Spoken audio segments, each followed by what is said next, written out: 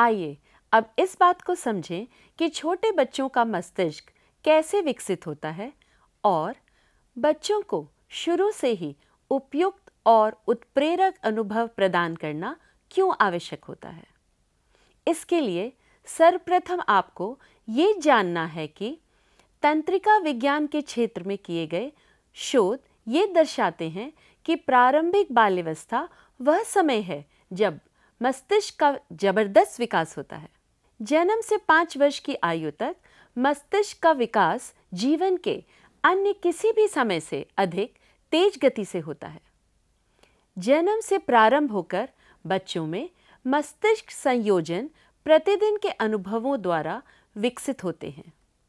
तंत्रिका कोशिकाएं अन्य तंत्रिका कोशिकाओं से जुड़ती हैं। इस जुड़ने को अंतग्रथन या गुणसूत्रीय संयोजन कहते हैं और ये 2 तंत्रिकाओं के बीच संधि स्थल होता है।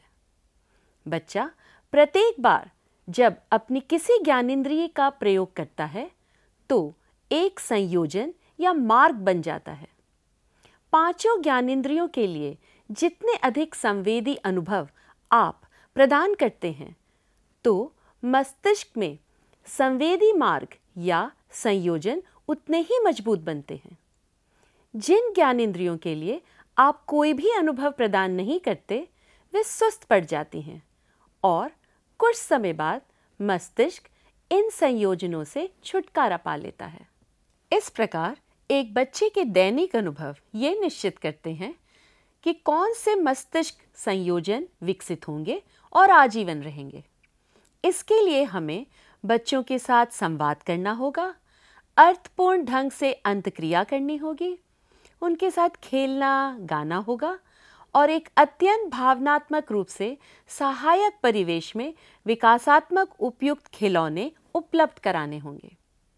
वास्तव में हम जो कुछ कहते या करते हैं उससे बच्चे के सोचने, बात करने, अनुभव करने, खेलने, गति करने, सीखने के तरीकों के लिए मस्तिष्क के अंतग्रथन में सहायता मिलती है।